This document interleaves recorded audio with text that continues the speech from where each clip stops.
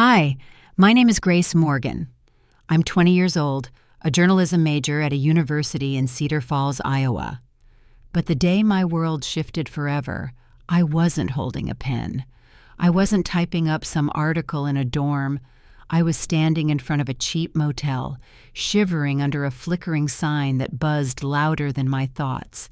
And when the door creaked open, there she was, my grandmother, Lucille Morgan, her silver hair tangled like she'd been running, her eyes red, cheeks sunken, sweater loose on her frail frame. She clutched a worn-out canvas bag like it held her last remaining dignity, and when she saw me, she tried to smile. "Gracie," she whispered, her voice cracking like something inside her had already shattered. "You came?" Of course I came.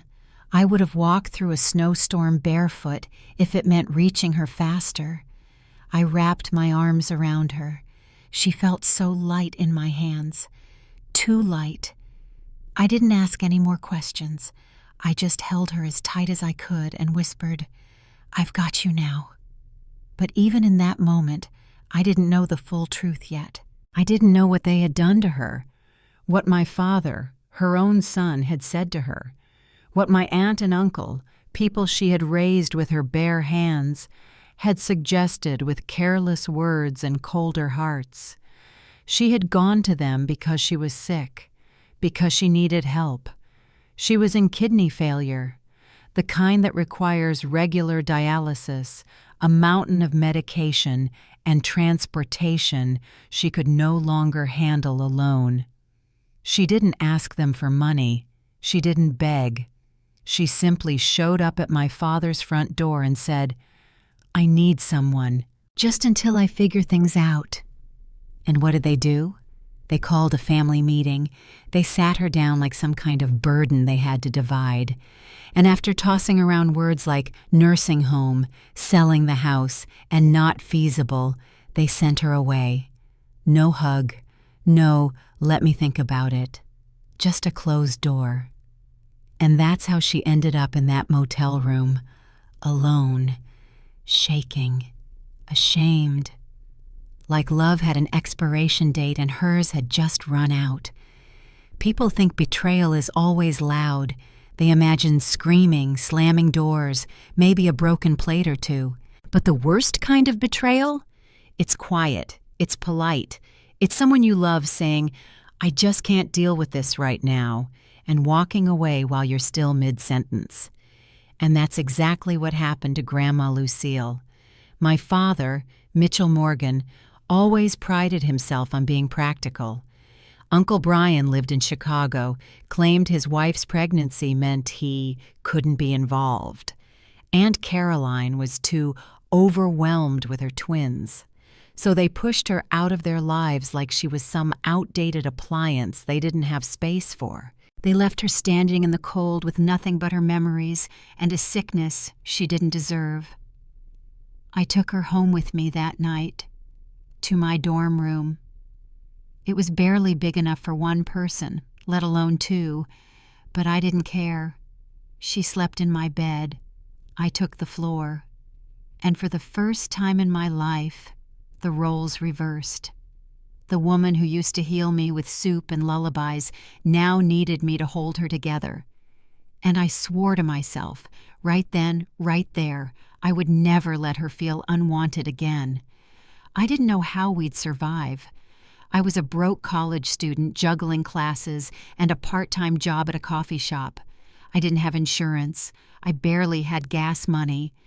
But I had something more important, a memory of the woman who'd pulled me in when my parents pushed me out, of the wooden porch that creaked under our feet every summer when I biked down to visit her, of the smell of her soup filling the kitchen like a blanket around my soul.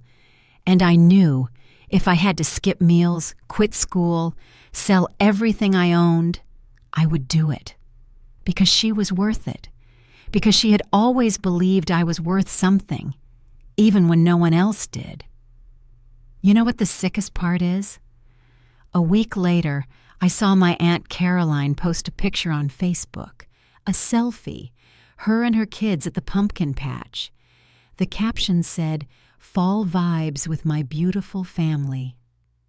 No mention of the fact that she had just tossed her own mother into the wind like yesterday's laundry. That same day, Uncle Brian shared a photo of his new Tesla. "Dad," he posted a meme about cutting out toxic people. I wanted to scream, to call them out, to post every detail of what they'd done and watch the world tear them apart. But I didn't, because revenge doesn't always wear a mask and carry a knife. Sometimes it stirs a pot of soup. Sometimes it comes in the form of quiet, patient, relentless love. Sometimes the best revenge is proving that kindness isn't weakness, it's power. And I had learned from the best. I won't lie to you. That night in the motel room broke me, seeing her sit there, trembling, embarrassed, trying to act like it wasn't that bad. That shattered something in me, but it also built something. It lit a fire I didn't know I had, and it whispered to me in her voice, "If the world forgets you, Grace, you remember how to make them remember again." So I did, starting with the soup. Her soup, the one that used to fix everything, the one that tasted like belonging, the one that held the memory of every summer evening we ever spent on that front porch. That soup would be our weapon, our protest, our prayer, our revolution. And I would tell the world exactly who she was, not with hashtags, but with ladles, because they may have left her behind. But I was going to build something that made them wish they hadn't. And the first ingredient wasn't corn, wasn't chicken. It was this, a promise, a granddaughter's promise, that no one would ever ignore Lucille Morgan again. Not now. Not ever. It started the next morning. I woke up on the floor of my dorm room, my neck aching from sleeping without a pillow, the air heavy with the scent of hospital disinfectant and cinnamon, Grandma's scent. She was still asleep on my narrow bed, bundled beneath my old quilt, like a fragile secret I didn't want the world to touch. My body was exhausted, but my mind wouldn't shut off. I had just brought a sick, elderly woman into my tiny college life, and I had no idea what to do next. Classes, work, homework, all of that suddenly felt like background noise. Lucille needed dialysis. She needed a calm place to rest. She needed medication, meals, transportation, probably some kind of home nurse. And what did I have? A scholarship barely covering tuition, $47 in my checking account, and a part-time job that paid in tips and free scones. But giving up wasn't an option.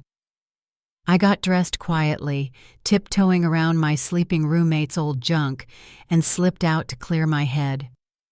I walked to campus with my earbuds in, but I wasn't listening to music. I was listening to that little voice inside me, the one that used to sound like my own, but now sounded like her. Just live, Grace. Try things. Stumble. I called the local hospital.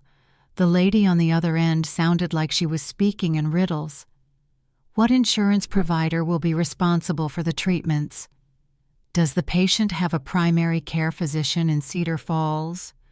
What kind of transportation assistance are you requesting? Sure. Every question was a reminder that I didn't have answers, just love and panic. And apparently that wasn't enough. Still, I took notes. Googled things I barely understood, scribbled down phone numbers and free clinic hours, made a spreadsheet like it would somehow fix everything. Then I called home, not to speak with my dad, but to speak with the house, to hear its silence. I let the phone ring and ring until the voicemail beeped, and then I hung up. Because what was there to say? Hey, just calling to let you know I'm taking care of the mother you threw out like garbage. Hope you're enjoying your coffee.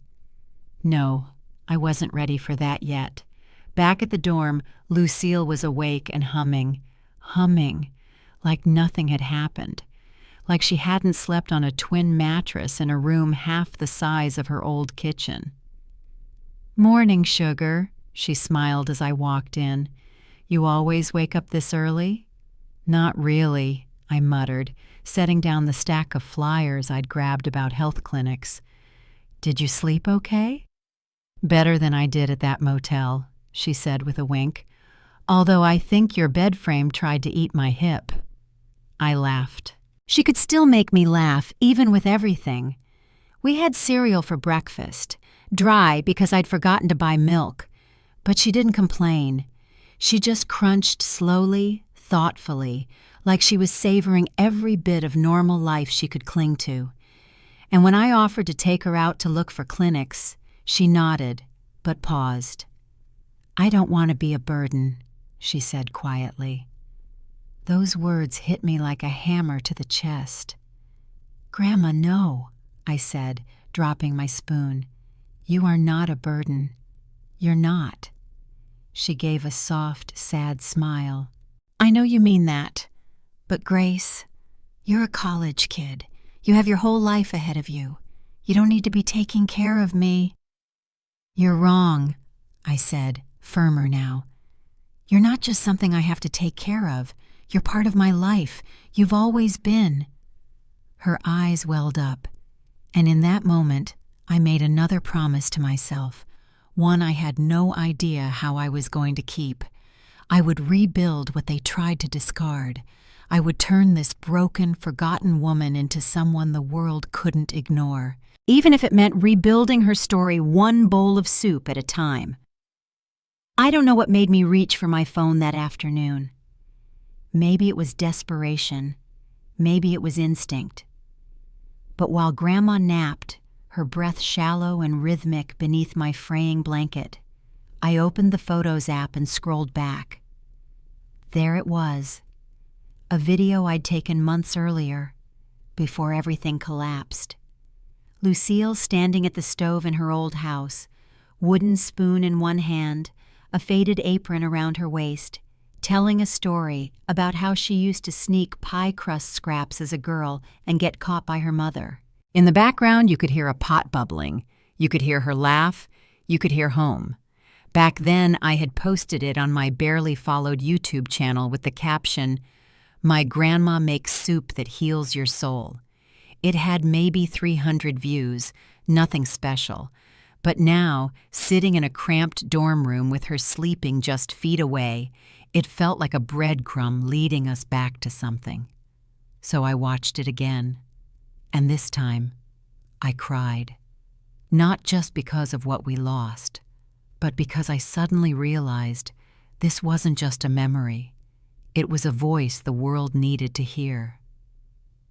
The next morning, I pulled out my tripod, the cheap one I'd used for class projects and late-night rants about bad cafeteria food, and I pointed it at the kitchen corner of our dorm room. "Grandma," I said gently, "can I ask you something weird?" She was slicing apples with a dull butter knife, smiling as she worked. "You've asked me weirder, I'm sure." I hesitated. "Can I film you? Just being you, talking, cooking, like we used to?" She blinked. "Here? In this mess?"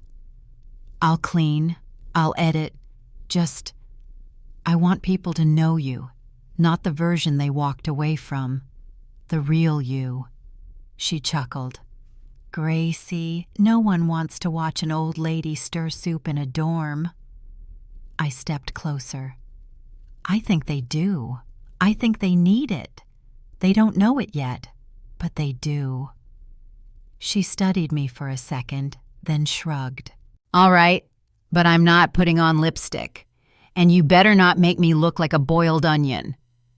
We recorded the first video that afternoon. She didn't try to be interesting. She just stirred soup, talked about her favorite weather patterns, told a story about a diner in Clear Lake where she once made 57 grilled cheese sandwiches in one shift. And when she tasted the broth and smiled, I knew, there it was. that thing the world forgot. Warmth, grace, soul. I uploaded the video before dinner, titled it Soul Soup with Grandma Lucille, The Healing Begins. I didn't expect much, just needed to feel like we were doing something. And then I went to bed. By morning, everything had changed. My phone was vibrating nonstop. Notifications stacked like bricks on a wall I didn't see coming. 1,000 views, 5,000, 12,000. Comments. This made me cry. I miss my grandma.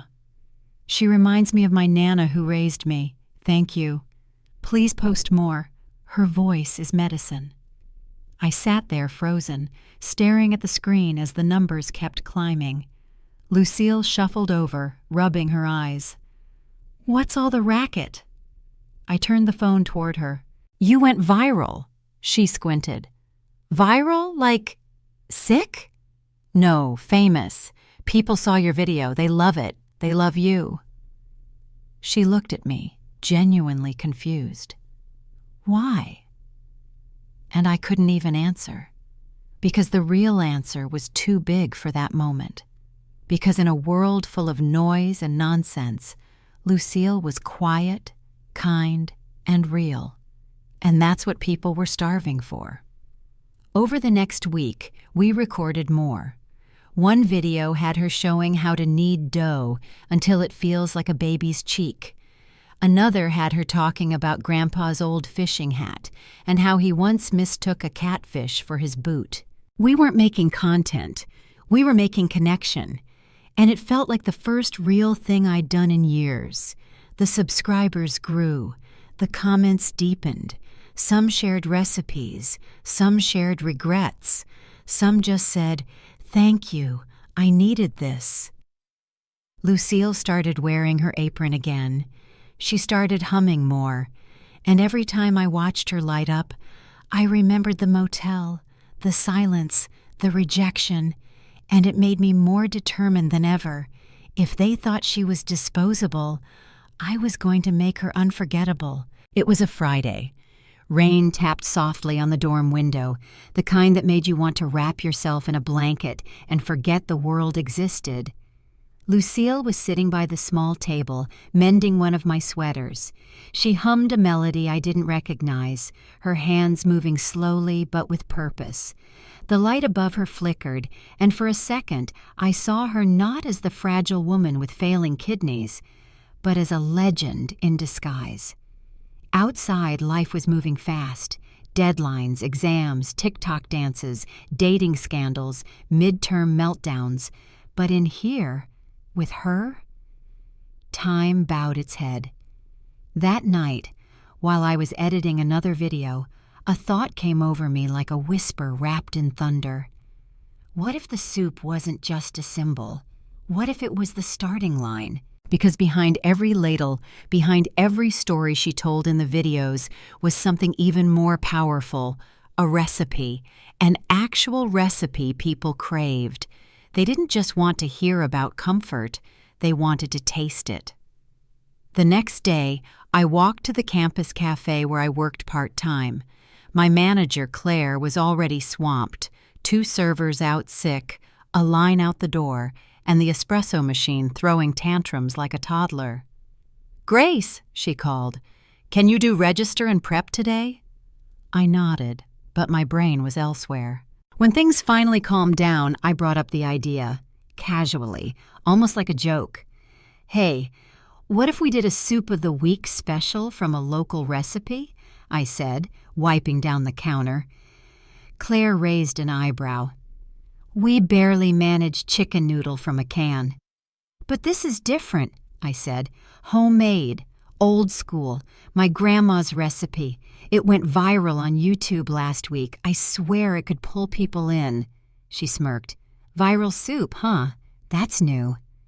I pulled out my phone and showed her the video. Lucille, bathed in warm light, telling a story while stirring a pot. Claire watched in silence, then said, "I kind of want to hug her." "Exactly," I said, heart racing. "People feel something watching her. Now imagine how they'll feel eating that soup." She paused, then nodded slowly. "Bring me a sample," she said. "Let's see if viral tastes as good as it sounds." I rushed back to the dorm like I was holding a secret mission. Lucille was folding laundry. "Grandma," I said, almost breathless, "want to cook for more than just me?" She looked up, brow raised. "Gracie, if this is one of your experiments where I end up on some reality show, I need a heads up." I grinned. "No tricks. Just a small chance to share your soup with people who need it." She hesitated, looked out the window for a long time. Then she whispered, "I used to feed people every day when I worked at the diner. When your dad and his siblings were small, feeding people gave me joy. I didn't realize how much I missed it until now." I stepped forward and took her hand. "Then let's bring it back." That weekend, we cooked. Not just soup, but memories. Lucille had no written recipes, just muscle memory and heart. She started with chicken thighs. "Bone in always," she said. Then corn scraped fresh from the cob, thin slices of carrots and potatoes, and a pinch of dried thyme from a jar she kept tucked in her old purse. "No fancy tricks," she murmured, "just honest food." As the broth simmered, the smell filled our tiny room. It felt sacred. By the time we poured it into a container and walked it over to Claire's office, I could already hear my stomach growling. Claire tried a spoonful, then another, then closed her eyes. "Okay," she said. "We're serving this next Thursday. Lunch special. You better help her prep." The announcement went up on the cafe's social feed. "Thursday special. Grandma Lucille's soul-healing chicken corn soup, one day only." I posted a clip on my YouTube too. Nothing fancy. Just Lucille stirring the pot. Then me whispering behind the camera. "This is more than soup. It's history. It's healing." By Wednesday night, people were messaging me. "Is it real? Can I reserve a bowl? I've been waiting for this." We were nervous, excited, exhausted. But above all else, we were doing something that mattered, not just for us, for everyone who ever felt forgotten, dismissed, or unloved. Thursday morning, the cafe opened with the smell of Lucille's soup swirling through the air. By noon, the line was out the door. Students who never spoke to me in class showed up, professors too, even a local reporter who'd seen the viral video. Lucille stood behind the counter with me, wearing a clean apron and her warmest smile. "I feel like a movie star," she joked, "but smellier." By 2 p.m., the soup was gone. Every single drop. Claire looked stunned. "We've never sold out of anything this fast. We need more. Weekly. No. Permanent menu item." Lucille held her hand to her chest, a little overwhelmed. "We'll see," she said, eyes glistening. That night, back in the dorm, I read her every comment online, every thank you, every memory someone shared of their own grandmother, every tear-stained emoji. She listened in silence, a hand over her mouth. Then she said softly, "Grace, I thought I was done being useful." I looked her straight in the eyes. "You're just getting started." The next morning felt different, not just for me, for her too. There was something in the way Lucille walked around the room.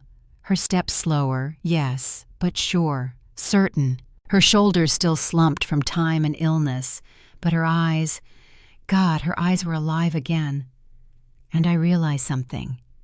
She wasn't just healing herself. She was becoming a light for others, and people were finally seeing it. She wasn't invisible anymore. She wasn't just someone's mother or an old woman with kidney failure. She was Lucille Morgan, the woman who once raised 3 kids on tips and grit, The woman whose soup sold out a cafe in 4 hours. The woman whose story was quietly shaking the world. And still, not a word from my father, or Aunt Caroline, or Uncle Brian. They'd seen the videos, I was sure of it. Our town wasn't that big, and people talk. One of Dad's coworkers had even liked one of the soup clips.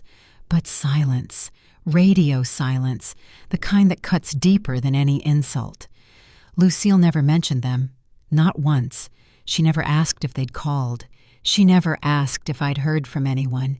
She just hummed as she kneaded dough for cornbread, or asked me how classes were going, or told me how I should stand up straighter if I want to keep my spine strong. But sometimes, when she thought I wasn't looking, she stared out the window with a look that hurt to witness, like her heart was remembering something too sacred to say out loud.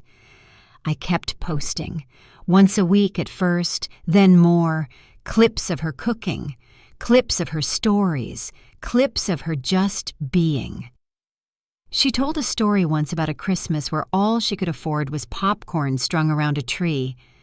Another time, she told the camera how she used to hide broken plates under her bed as a kid, afraid of getting in trouble.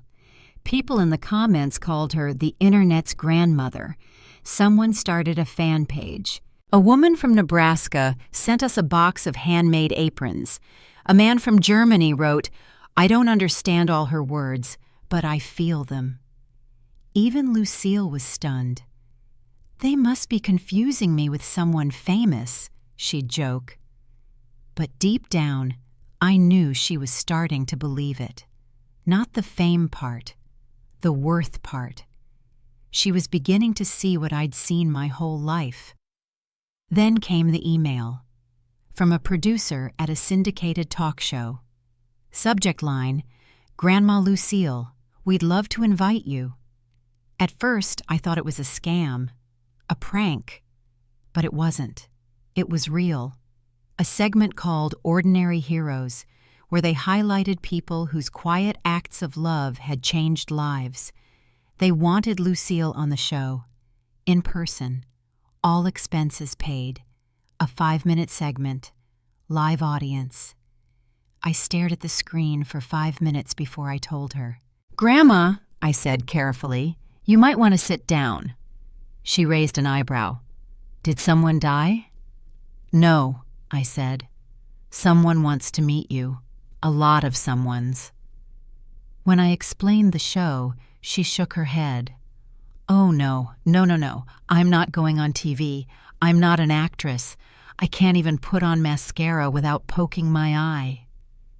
"They don't want mascara," I told her gently. "They want you." She was quiet for a moment. Then she said something I'll never forget. "If I go, it's not for them. It's for all the old women who think the world doesn't need them anymore." We flew out 2 weeks later. First class. She wore a soft blue dress I found for her at a thrift shop. She tucked tissues in the sleeves and brought butterscotch candy in her purse, just in case. I'd never seen her more nervous. But the moment the host walked on stage and introduced her, something changed. Lucille stood up slowly, stepped forward, and waved with that same quiet grace that had made a cafe full of students cry over soup. The host asked about her past. She told them.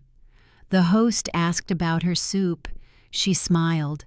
Then the host asked her, "What would you say to the people who once made you feel forgotten?" Lucille paused, just for a breath, then said, "I'd tell them I forgive them, but I won't be invisible anymore." The audience rose to their feet, and I, sitting in the wings, felt tears fall silently down my cheeks. We flew back that night, tired, changed, whole. I posted the clip on my YouTube channel. It hit 1 million views in 4 days. People messaged from South Korea, Canada, Brazil. They said things like, "She reminds me of my nonna." I showed this to my mom. We cried together. "My grandma passed last year. I wish I had said more. Thank you for giving me another chance to say it now to someone else." Lucille read the comments one by one, her fingers trembling over my phone screen. Then she looked at me and whispered, "Gracie, I think we're doing something big." The night we came back from the talk show, Lucille sat in her chair by the window, hands wrapped around a chipped mug of tea, eyes half glazed from travel, emotion, and the sheer weight of what had just happened. She hadn't said much on the plane, just rested her head against the window and let the clouds carry her silence. Now back in the dorm, with the hum of the mini-fridge and the rain pattering on the glass, she whispered something that made my heart twist. "Gracie," she said, "I never thought I'd be seen again."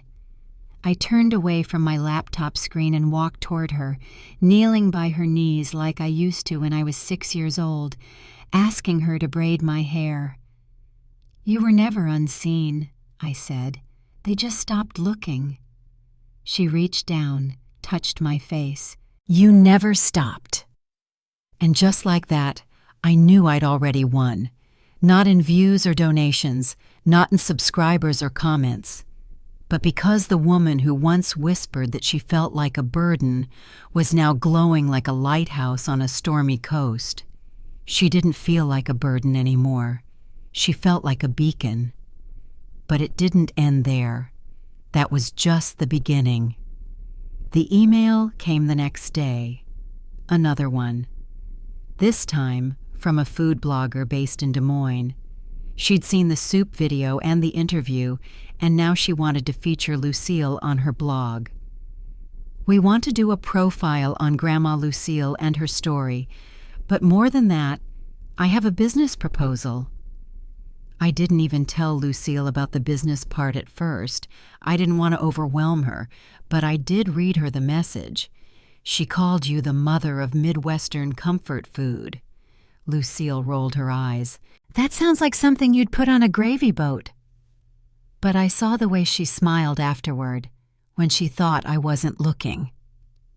Later that night, I opened the rest of the message. The blogger had a friend who ran a small community kitchen space downtown. She thought Lucille's soup could be sold there twice a week. Not a full restaurant, not a huge operation, just a warm, welcoming space where people could come, sit, and be reminded of what love tasted like. She offered to front the initial cost for licensing and ingredient sourcing if we agreed to do a trial run for 1 month. I stared at the message, breath stuck in my throat. This wasn't just a compliment. It was a door. I told Lucille the next morning. She was folding towels and humming, her hands moving slowly, steadily, the way they always did when she was thinking about something else. "A soup kitchen?" she asked, her brow furrowed. "No," I said gently. "A kitchen that sells your soup. For real, with real people, real bowls, real warmth." She sat down, took a long breath. "I'm not 20 anymore, Gracie. You know that." "I know," I said. "But you don't have to be. You just have to show up, just like always. Just be you." She stared out the window, then whispered, "All right, let's feed the people." We started slow, 1 day a week at first. We called it Lucille's Table, a name she chose herself. Because a table should always have a seat for someone who thought they were forgotten, she told me.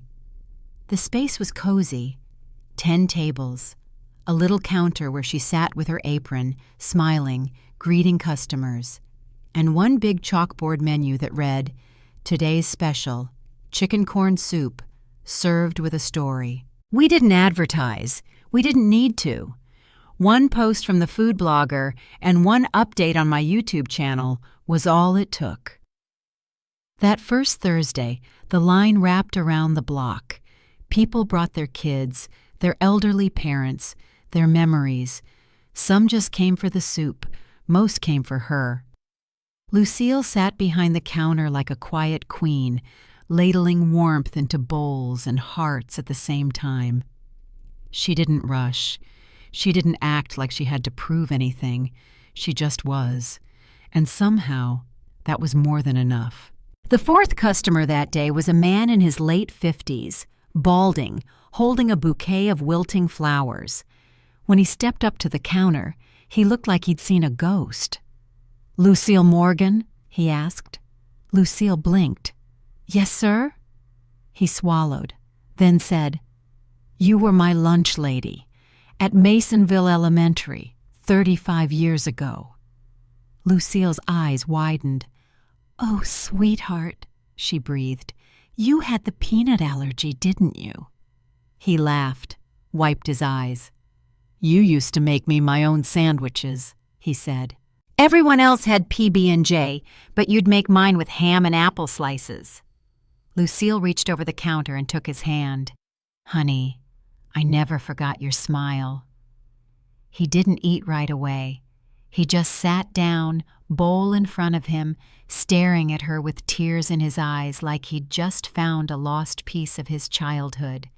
And I realized this wasn't just food. This was restoration, one spoonful at a time.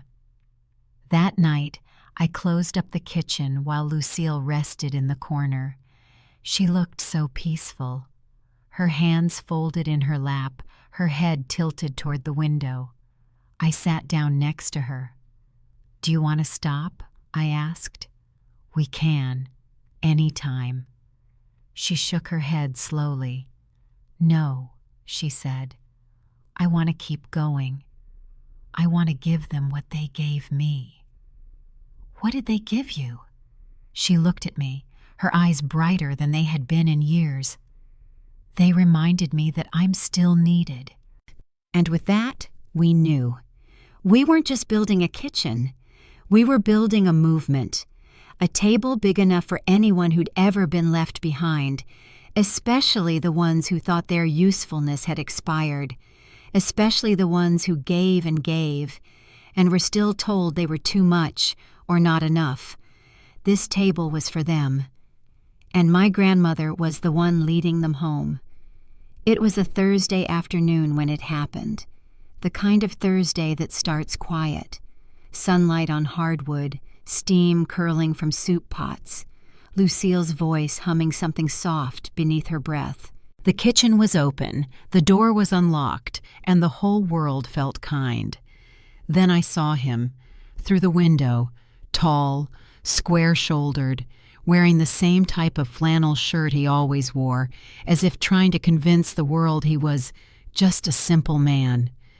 Mitchell Morgan, my father, Lucille's eldest son.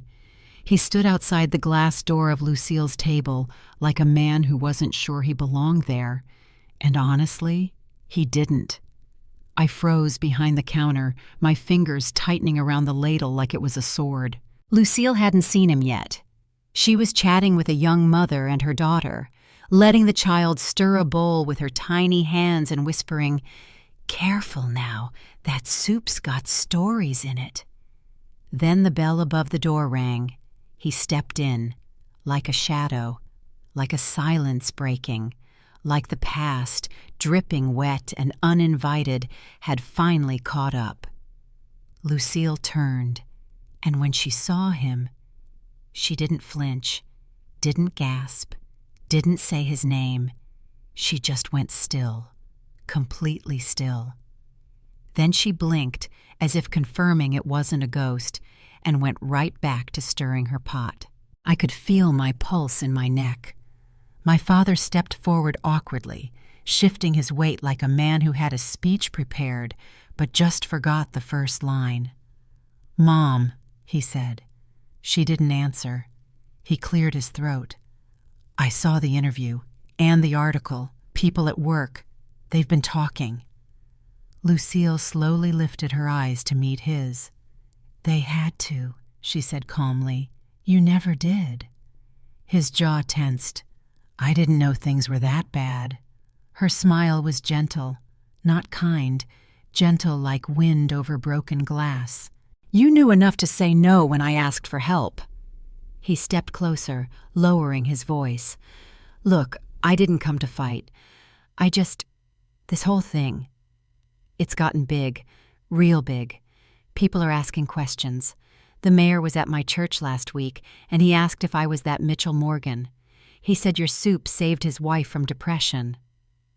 Lucille chuckled softly. "Did it bruise your pride, knowing your mother had value after you dismissed her?" He flinched. "I didn't mean for it to be like that." "No," she said. "You meant to forget me. You just didn't think the world would remember." The room was silent. Every customer stopped mid-bite. The air turned thick. I stepped out from behind the counter. "Dad," I said sharply, "this isn't your stage." He turned toward me, and for a second his face softened. "Gracie." "No," I snapped. "You don't get to call me that. You gave up the right when you gave up on her." He raised a hand, defensive. "You don't understand what it's like." "I understand perfectly. You thought she was done, that she had nothing left, so you shut the door and told yourself it was mercy." Lucille placed a hand on my shoulder.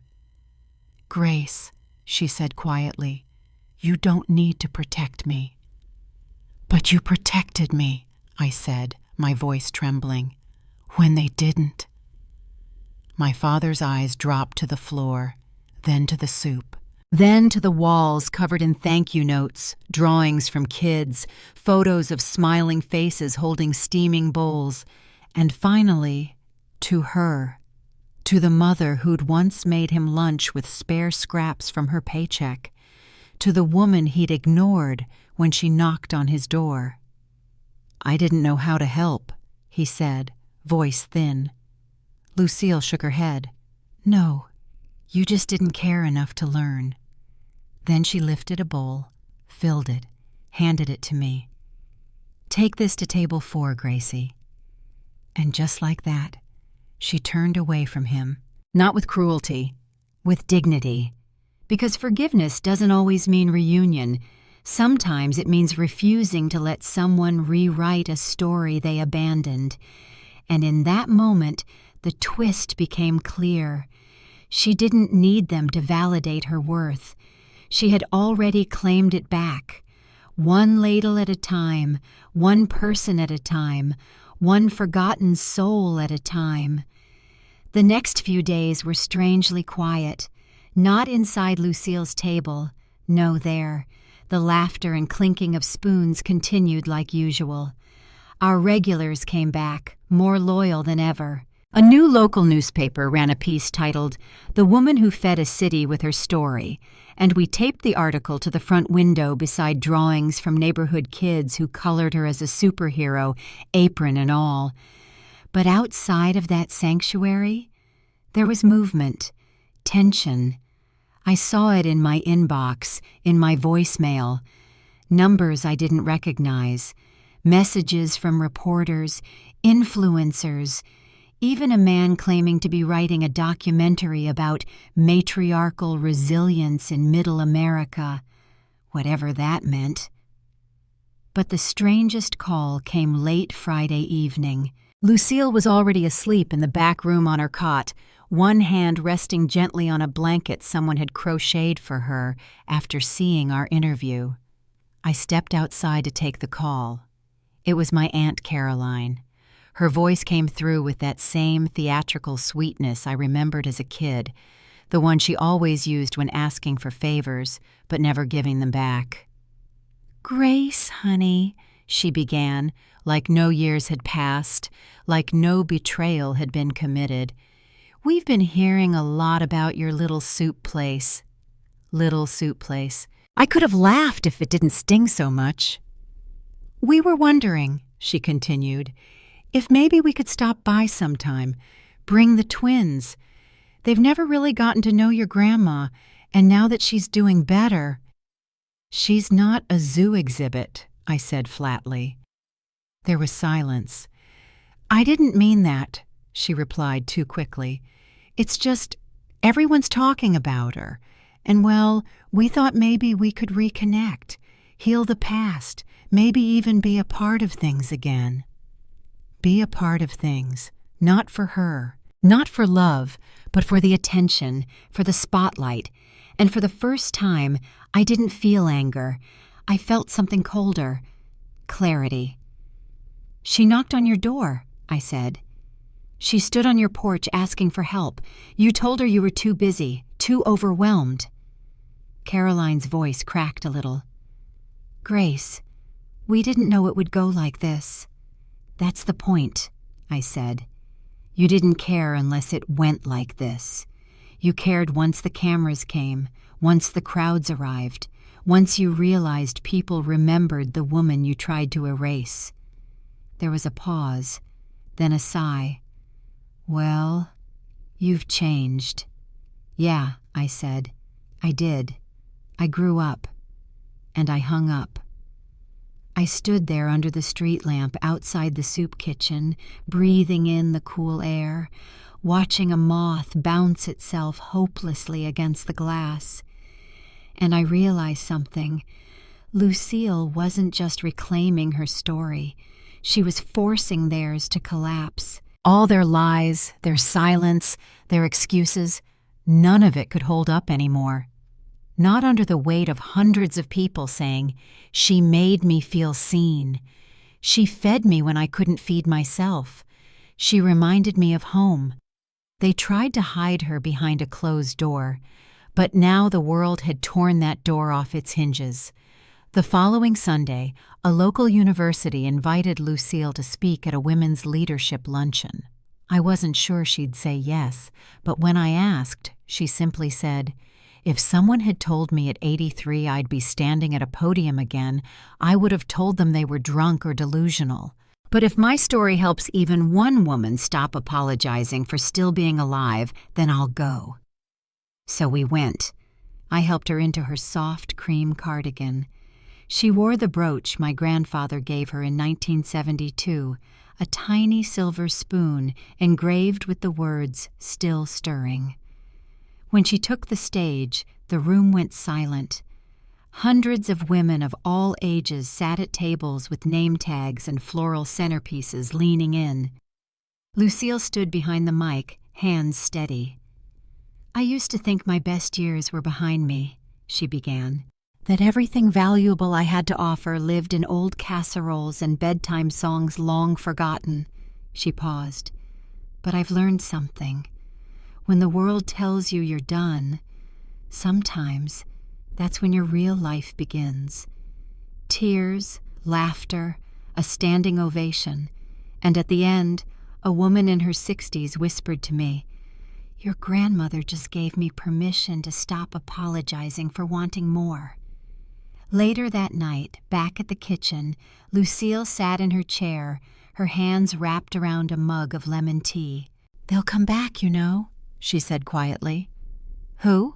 I asked, though I already knew.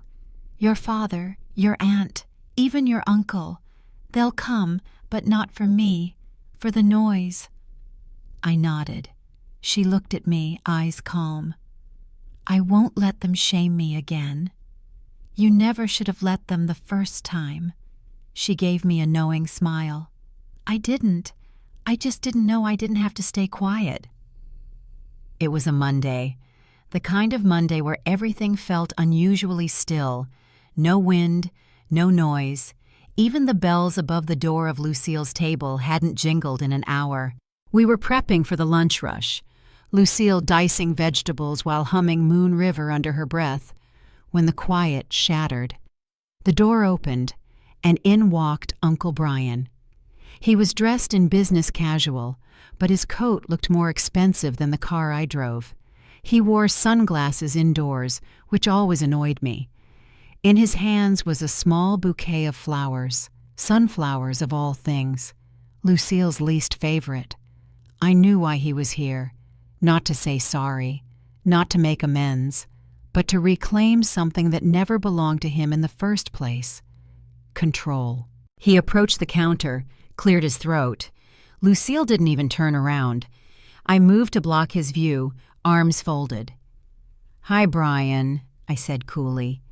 "Soup's sold out." "I'm not here for soup," he said. "I'm here to see Mom." Lucille kept her back to him, her knife rhythmically tapping the cutting board. He glanced around the kitchen, eyes scanning the thank you notes, the photographs, the framed article on the wall. "I didn't realize it had gotten this big," he muttered. "Yeah," I said. "That tends to happen when you stop treating someone like an old problem and start treating them like a living, breathing human being."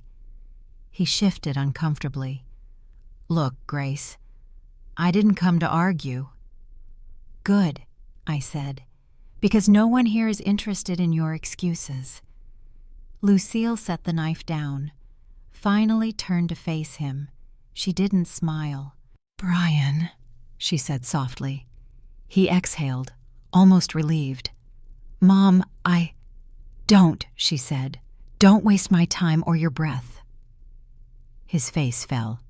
"Just hear me out," he tried again. "Caroline and I talked. We think it might be time to sell the house. You know, divide things properly, get everything sorted before it's too late." I stepped forward, stunned. "Too late?" I echoed. "You mean before she becomes inconvenient again?" Lucille didn't move, didn't flinch, just spoke clearly. "The house is mine. It always has been. But what I'm building now? This?" She gestured to the room, the laughter in the back, the notes on the wall.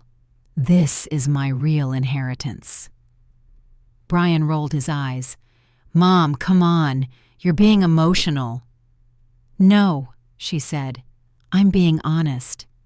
You can't seriously think this place matters more than your family." "My family?" she interrupted. The silence that followed was louder than any scream. She stepped forward, one slow breath at a time. "When I needed family, where were you?" she asked. "Where were you when I stood on your doorstep and told you I was sick? When I had no home, no money, no strength left? You didn't ask how I felt. You asked how fast I could disappear." Brian looked cornered now. "It was a hard time. For me, not for you," she snapped, for the first time raising her voice. The room froze. Every head turned. Every spoon paused mid-air. Lucille took one final step forward. "You buried me before I stopped breathing, Brian. And now that the world has realized I'm still alive, you want to sit at the table I built?" His mouth opened, but no words came out. She stared at him, and then she stepped back. "No," she said. "You don't get to eat here." Brian stood there, stunned. For a full 10 seconds, he didn't move. Then slowly, quietly, he turned and walked out, still clutching the stupid bouquet like it meant something. The door clicked shut. Lucille exhaled, trembling slightly. I rushed to her side, heart pounding. "Are you okay?" She smiled, but her eyes were wet. "I didn't think I could ever say those words," she whispered. "Not to him, not after all those years." "You didn't just say them," I said. "You owned them." We stood in silence. Then she looked around. The cafe was quiet. Then a clap. Then another, and another, until the entire room erupted in applause. Lucille laughed softly, pressing a hand to her cheek. "I think I've had enough excitement for one day." I hugged her, held her like I did in that motel room months ago. But this time, I wasn't holding someone broken. I was holding someone victorious. That night, I posted a video. Not of her cooking, not of her speaking. Just a simple message over a black screen, in white letters. You don't have to let people back in just because they share your blood. Love is not a debt. It's a choice. And my grandma finally chose herself. The video went viral. Again. People flooded the comments with their own stories, of mothers who were never believed, of grandmothers who were forgotten, of families who only remembered you when they needed something. Lucille didn't read them all, but she read enough, and then she said something I'll never forget. I used to think I was the last chapter, but maybe I'm the beginning of someone else's story. And just like that, the twist was complete. The woman they left behind, she became the woman they could never catch up to. They didn't come back the next day. Not Brian, not Caroline, not my father. For the first time in what felt like years, there were no more phone calls from unknown numbers, no suspicious Facebook messages, no vague apologies wrapped in guilt-colored ribbons, just silence. Lucille stirred soup like she always did. The regulars came in, more than ever, but behind the laughter and warmth, I could see it in her. That silence still hurt, and yet there was something stronger in her now. It wasn't that she stopped hoping, it was that she no longer needed to. That next week, a woman in her 60s came to the counter, tears streaming down her face. She didn't speak at first. She just held out a folded photograph. It was old, faded, crinkled. A black and white image of a little girl holding a bowl of soup in a school cafeteria. Lucille stared at it for a long time, then gasped. "You're Anita?" The woman nodded. "You were the only adult who ever told me I mattered. When my mom was using, when I went to school with bruises, you gave me extra rolls. You told me to eat slow so I'd stay longer." Lucille's hand flew to her mouth. "I named my daughter after you," Anita whispered. "She's in college now, first in our family." Lucille reached across the counter, and they hugged. Two lives, separated by time, rejoined by memory. I saw it happening more and more. Lucille's story didn't just awaken strangers, it summoned them, pulled them out of hiding, gave them permission to speak. And every time they did, another part of her that had been buried was unearthed, polished, and placed gently back in her heart. But not all the aftermath was quiet. A few nights later, I got a voicemail from my father. He didn't say much. Just one line, delivered in that clipped, guarded tone I remembered too well. "You made your point. I hope you're proud." I stared at the phone for a long time after that. Not because it hurt, because it didn't. The man who once dictated every emotion in our house, the man who could reduce Lucille to tears with a single word, now sounded like someone who couldn't find the volume knob anymore. He'd lost control of the narrative, and it terrified him. But I wasn't afraid. Not anymore. We didn't need their approval. We had found something better. Truth, dignity, and the kind of love that doesn't beg to be seen. It simply shines.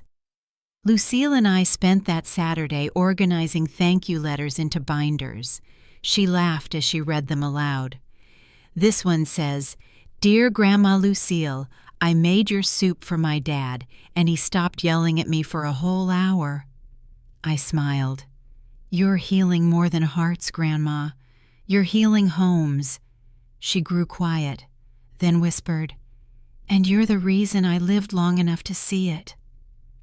My throat tightened, but she didn't want tears. She wanted soup, so we went back to the kitchen, back to stirring, back to rebuilding, because the silence they left behind, it wasn't empty. It was full of something sacred. Peace.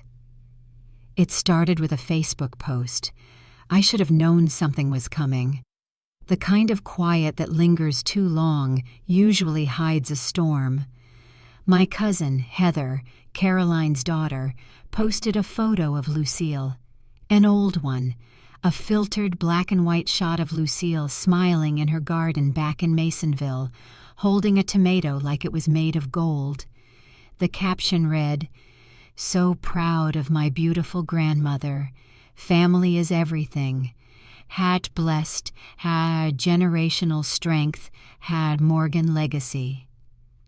For half a second, I stared at it in disbelief. Then I scrolled through the comments. Old church friends, neighbors, people who didn't know better. They replied, "Amazing! I didn't know that was your grandma. She's a treasure. She must be so proud of you, Heather." And there it was, the attempt to retake the story, to drape themselves in her shine now that it was safe to do so, now that the world had already decided she was gold. They wanted back in. But only into the spotlight, not the struggle. Lucille hadn't seen it yet. She was in the kitchen making a lemon and rosemary stew for a new weekend menu idea. Her movements were calm, practiced. Her humming never stopped. I took a deep breath and walked to her side. "Grandma," I said gently, "Heather posted something online. I think you should see it." She looked at me with those soft, wise eyes, then shook her head. "I don't need to." "You don't want to know what they're saying?" She chuckled, rinsing her hands in the sink. "Honey, when someone spends their life pretending you're not worth anything, don't be surprised when they try to wear your name like a trophy once the world proves them wrong." I blinked. "That doesn't make you angry?" Lucille dried her hands, turned toward me, and said without even raising her voice, "Grace, you can't be angry at shadows for wanting the light, but you also don't have to make room for them at your table." She looked around the little kitchen we had built together. "This table is already full, with real people, people who showed up when it mattered." But that didn't stop them. 2 days later, my Aunt Caroline herself walked through the doors, not sheepishly, not apologetically, but with a camera crew. I was refilling water pitchers when I heard the commotion near the front. A woman in a tailored blazer was speaking to a cameraman. A ring light glowed softly behind them, and there was Caroline, smiling that tight, toothy smile like a politician in heels. Lucille looked up from the soup pot, frowning. "What's all this?" The woman walked forward and extended a hand toward her, too fast, too rehearsed. "Lucille! Oh, Mom, look at you! You're a star now! I thought it was time we finally celebrated that together. This is Melissa from Central Iowa News. She's doing a piece on our family's journey." Lucille didn't take her hand. She didn't speak either. She just stared, as if waiting for the truth to catch up to the lies. I stepped in quickly. "I don't think this is the place for cameras right now." Caroline waved me off like I was a secretary. "Don't be dramatic, Grace. We're just filming some B-roll, asking a few questions. It's a great story. Resilience, redemption, roots." Lucille wiped her hands on her apron. "No," she said. "It's not." Caroline blinked. "What?" Lucille looked at the reporter. "This is not your story to tell," she said plainly. "You didn't help build it. You weren't here for the cold nights or the hospitals or the days when Grace and I had to split a can of soup between us. You don't get to smile now that it's warm." The reporter looked uncomfortable. The cameraman lowered his lens. Caroline's smile faded. "Mom." Lucille raised a hand. Calm, steady. "I have fed strangers. I have hugged orphans. I have welcomed the forgotten into my kitchen, but I will not let the people who left me for dead repackage my pain into a redemption arc they didn't earn." Silence, again, heavy and holy. The reporter stepped back. "I think we'll reschedule." They left quickly. Caroline didn't speak another word. That night, I helped Lucille sit in her favorite chair, wrapped a blanket over her legs, and brought her a cup of honeyed tea. "I didn't know you had that in you," I said, sitting beside her on the floor. She laughed softly. "Grace, survival teaches you a lot, but dignity? That comes when you finally realize your worth isn't up for auction." I nodded. The kitchen, the interviews, the applause, those had been powerful. But nothing felt more powerful than the look on her face when she refused to let her story be hijacked. That was the aftermath no one expected. Not her silence, but her clarity. The sun set slower these days, or maybe time just felt different when the war was over. After the cameras left, after the relatives retreated into their curated timelines and half-hearted apologies, there was a hush that filled the corners of our lives. But it wasn't the old kind of silence, the hollow one that came after rejection. This was sacred, like exhaling after holding your breath for years. Lucille kept cooking, not because she had something to prove, but because this was how she prayed. Every slice of potato was a memory she honored. Every stir of the broth was a hymn, and every bowl she passed over the counter was a testimony. "Eat," she'd say, "and remember, you belong somewhere." We had regulars now, not just familiar faces, but fixtures. A college student named Marley who'd come every Thursday and bring Lucille sunflowers, even though she hated them. A bus driver named Clarence who swore her stew cured his sciatica. And Mrs. Morales, who brought her 3 grandsons in every Sunday after church, all dressed in matching bow ties, just so Lucille could fuss over how handsome they looked. Each one sat at the table she built, not from lumber, but from love, from survival, from being left out, and choosing to create a seat for someone else anyway. One evening, as I was sweeping the floor and she was closing the cash box, Lucille spoke softly. "Do you think they regret it?" I looked up. "Who?" She didn't say their names. She didn't have to. "I think they regret what it cost them," I said, "not what they did." She nodded slowly, almost sadly. "That's what I thought too." There was no bitterness in her voice, just truth, raw and clean like a polished stone. "Sometimes," she continued, "I wonder if I waited too long to stop hoping they'd love me the right way." I set the broom down, sat beside her. "You didn't wait too long," I said. "You waited until you were ready to stop begging." She looked at me, eyes moist but steady, and whispered, "Thank you for being the one who didn't make me beg." That weekend, something unexpected happened. A stranger came in, older man, suit jacket too big for his frame, a cane, a limp, and a face Lucille didn't recognize, but one that felt familiar somehow. He walked up to the counter and handed her a sealed envelope. "This is from someone who watched your story online," he said. Lucille furrowed her brow. "And you are?" "Just the delivery man." And then he left. No name, no number, just gone. Inside the envelope was a handwritten note. "Dear Lucille, you don't know me, but your story found me at a very dark time. My wife passed 3 months ago. I hadn't cooked a meal since. I'd been living on grief and toast. Then I watched you speak about dignity and memory and survival. I made your soup that night. For the first time, I cried and felt okay. For the first time, I wasn't alone in my kitchen.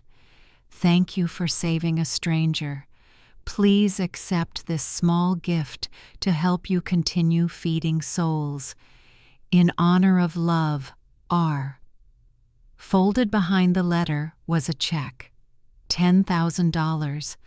I nearly dropped it. Lucille just stared, stunned. Then she did something I didn't expect. She whispered, "We'll build something bigger." That was the day the vision changed. Lucille's table wasn't just a soup kitchen anymore. It was becoming a movement.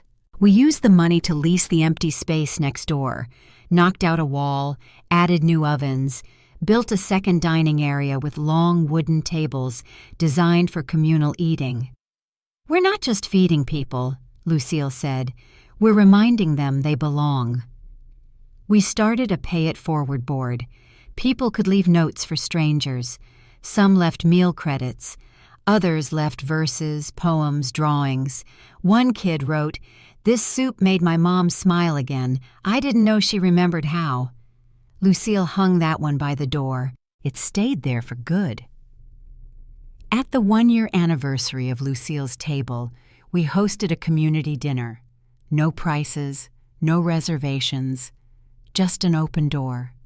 People came in waves, locals, students, out-of-towners, even the mayor. The mayor brought his mother and made her sit beside Lucille. Before dessert, he tapped his glass and said, "We've built parks, paved roads, named libraries, but I don't think any of it has fed this city like this woman has." Lucille blushed and rolled her eyes. "Now don't go embarrassing me with flattery. Just eat the cobbler before it gets cold." The room laughed, but I was too busy watching her. This woman, this queen in an apron, this survivor of rejection, neglect, and silence, she had built her own kingdom out of broth and memory and the refusal to be erased. Later that night, as we washed the dishes side by side, she leaned her head on my shoulder. "I think I'm finally home," she whispered. "You never left," I whispered back. And we stood there in the glow of that little kitchen, holding the silence. Not the silence of abandonment, but the kind you earn, the kind that comes after a full room, a full heart, a full life. And that's when I knew. The aftermath wasn't destruction. It was restoration, and she had stirred it into being with nothing more than a wooden spoon and a will that refused to die. The second spring after we opened Lucille's table came with early sunshine and the kind of wind that didn't sting anymore. It just reminded you to breathe deeper.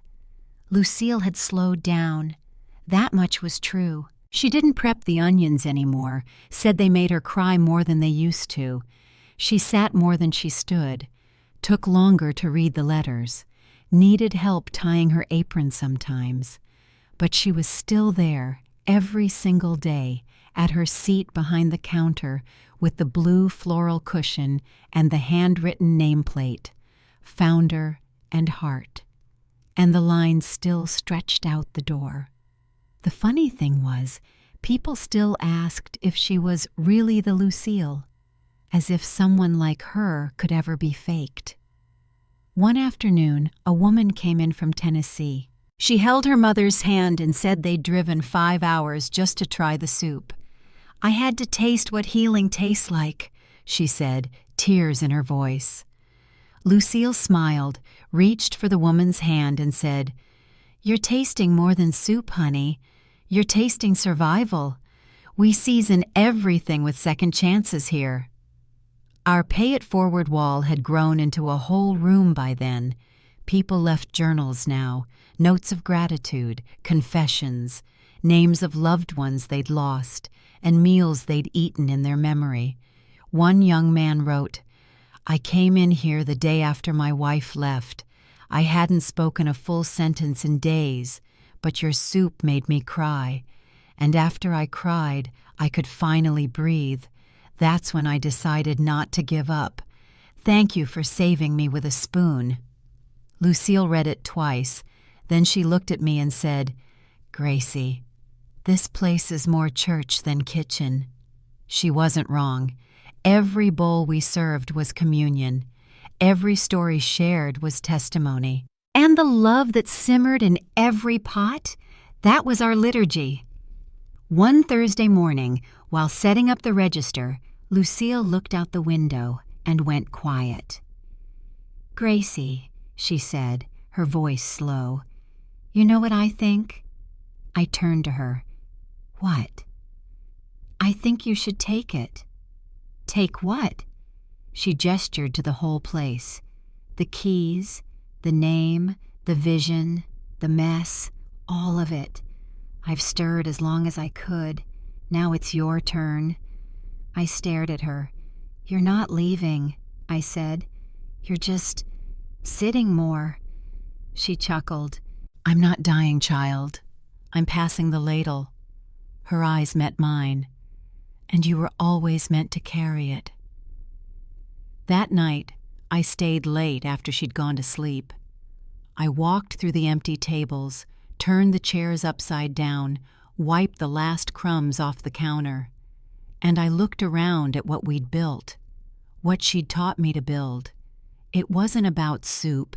It was about space. Space to be known, space to be broken and still welcome, space to be old and still honored. She hadn't just taught me how to cook. She taught me how to heal. And I realized something that brought tears to my eyes. All my life, I had been looking for someone to show me how to live. And the whole time, she had been doing it quietly, right behind the stove. It was a warm Friday afternoon when Lucille finally decided she wanted her name taken off the menu. Not removed, just passed on. We were standing in front of the new chalkboard we had painted on the side of the building. Big, bold letters in gold and cream, with little vines curling through the corners. The old menu had read, "Lucille's Table, home of Grandma's healing soup." She looked at it for a long time. Then she said softly, "It's not just mine anymore, is it?" "No," I said. "It never really was." We stared at the wall like it was sacred ground, and then we wrote something new. "The People's Table, founded by Lucille Morgan, loved by all." She smiled, wiping a tear from her cheek with the corner of her apron. "You did good, baby," she whispered. "You made it bigger than me." I shook my head. "No," I said. "You made it big enough for all of us." We held a celebration that weekend. No speeches, no stages, just what she always wanted. Soup, bread, music, smiles. People brought folding chairs. Some sat on the curb. Others brought framed pictures of their own grandmothers and set them on the table beside Lucille. It was a kind of communion, but with cornbread and stories. Someone played the fiddle. Kids danced. A couple got engaged under the banner that read, "Come hungry, leave whole." Lucille sat in her favorite chair by the kitchen door, wrapped in a shawl someone had crocheted from scraps of yarn collected by customers over the year. She looked out at the tables, the conversations, the laughter, the life. And she said, not to anyone in particular, "This is the family I prayed for." That night, after the candles were blown out and the music faded, she pulled me aside and said something I didn't expect. "I think I'm ready to go." I froze. "What do you mean?" She smiled, soft, peaceful. "I mean, I'm not afraid anymore, not of being forgotten, not of dying, not of being small. You gave me the ending I didn't know how to write, and it turns out I had one more chapter left in me after all." Tears filled my eyes. "But I'm not ready," I whispered. She held my face in her hands, warm and weathered. "You were never meant to hold me forever, Grace," she said. "You were meant to carry what I gave you." And I knew she didn't mean soup. She meant strength. She meant belonging. She meant a voice that wouldn't break when someone tried to tell me I was too much or not enough. She meant the kind of love that stirs itself back to life even after the world tries to boil it dry. Lucille passed in her sleep 4 months later, peacefully, No tubes, no machines, just a shawl around her shoulders and a smile still lingering on her lips. She left me a letter, folded in 3, written in her careful, slanted handwriting on a napkin from the kitchen. Dear Gracie, when you came to that motel room, I didn't think I had anything left to live for. But you reminded me that a warm bowl and a kind word can resurrect almost anything. You turned my story into a sanctuary. Keep stirring, keep feeding, keep making room for the ones the world tries to push out. I'll be watching from a window in heaven. With love forever, Grandma. It's been 3 years now. We've opened 2 more locations, one in Des Moines, one in Kansas City. We don't call it a chain. We call it a table that just keeps stretching. Each one has a chair painted in blue with her name on the back. And every week, someone new tells me a story about how a bowl of Lucille's soup changed their life. But what they don't know is, it wasn't the soup. It was her spirit. It was her refusal to disappear.